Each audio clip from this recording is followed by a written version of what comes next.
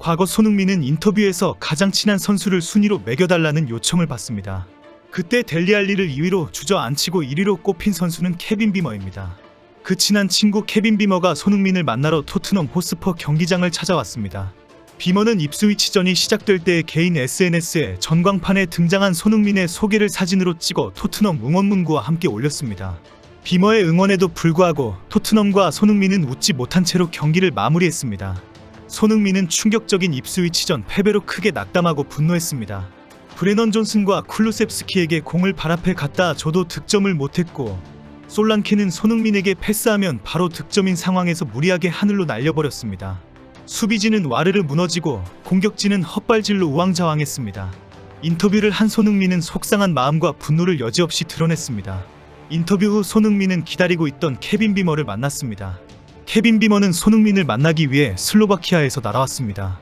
심경이 복잡했던 손흥민은 절친 케빈 비머를 만나서 위로를 받았습니다. 쿠웨이트로 떠나기 전에 절친 케빈 비머를 만나 즐거운 시간을 가졌습니다. 함께 식사를 했고, 비머는 개인 SNS에 손흥민과 찍은 사진을 올렸습니다. 인터뷰에서 크게 낙담해하던 손흥민은 활짝 웃는 모습이었습니다. 그 후 손흥민은 대한민국 대표팀에 합류하기 위해 정말 실망스러운 토트넘을 떠나 쿠웨이트로 날아갔습니다. 비머는 2015년 손흥민보다 2달 먼저 토트넘에 입단한 입단 동기입니다. 오스트리아 출신으로 독일어에 능통했던 비머는 구단으로부터 독일어를 잘하는 한국 선수가 곧 올 것이다라는 말을 전해 듣고 기다렸는데 손흥민이 나타난 것입니다. 당시 손흥민은 영어를 잘하지 못하는 내성적인 성격이었기 때문에 같은 독일어를 쓸 있다는 점 때문에 둘은 급속도로 친해졌습니다. 비머는 쾰른에서, 손흥민은 레버쿠젠에서 이적해왔기 때문에 분데스리가 출신이라는 공통점이 있었습니다. 첫 시즌 두 사람은 훈련할 때에도 항상 함께했고, 훈련이 끝나면 저녁을 먹으러 가거나 도시를 탐험하러 다녔다고 알려졌습니다. 먼 이국 땅 영국에서 두 어린 선수는 서로에게 평생 잊지 못할 영국에서의 첫 시즌을 보냈던 것입니다. 특히 손흥민과 비머는 첫 시즌에는 성공적으로 팀에 정착하지 못하면서 동병상련으로 더 힘이 되어주고 위로가 되어주는 사이가 됩니다.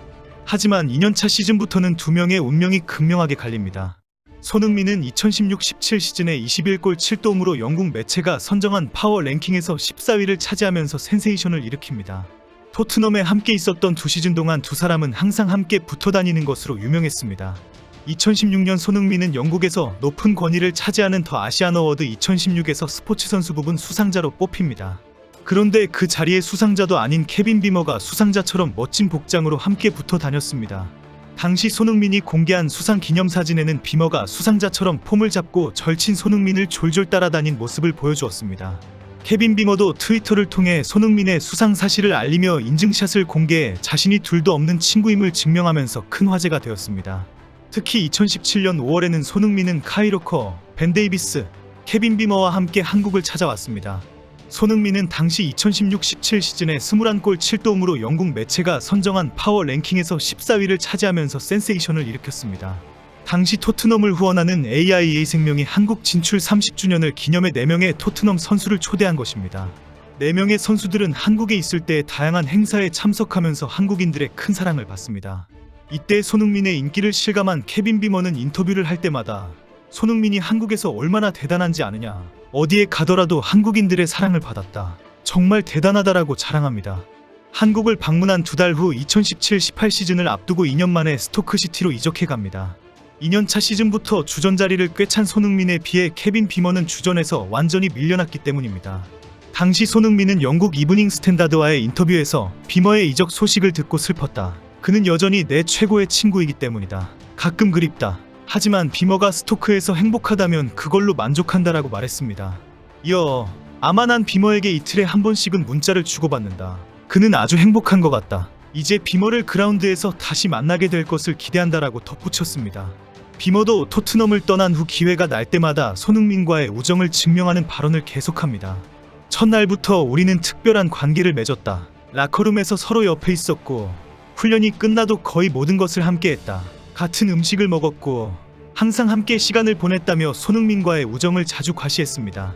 비머는 2021년 인터뷰에서 첫날부터 손흥민은 특별한 선수일 뿐만 아니라 겸손한 사람이라는 것을 알 수 있었다. 너무 현실적이었다. 지난 세월 동안 아무것도 변하지 않았고 같은 사람이다. 엄청나게 성공했지만 사람으로서 변하지 않았다며 손흥민이 정말 친구로서 좋은 사람이라고 말했습니다. 2023년에는 영국 매체 디 애슬레틱과의 인터뷰에서 토트넘 시절을 회상하면서 손흥민과의 우정을 자랑했습니다. 비먼은 손흥민의 독일어 실력에 놀랐다.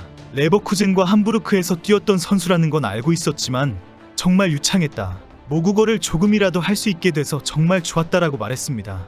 비먼은 계속해서 손흥민은 당신이 보는 것과 똑같았다. 매우 친절했다. 항상 유쾌하고 긍정적인 사람이다. 그래서 그는 팀에 아주 좋은 분위기를 불러일으켰다. 나와 손흥민은 첫날부터 아주 좋은 관계를 맺었다라고 덧붙였습니다. 손흥민이 토트넘의 주장으로 월드클래스가 되고 있을 때 케빈 비먼은 더 이상 날아오르지 못하는 유럽리그의 축구선수가 되면서 두 사람의 처지는 많이 달라졌습니다. 이런 때에 비먼은 월드클래스가 된 절친 손흥민을 또 자랑합니다. 비먼은 내가 떠난 후에도 손흥민은 그대로였다.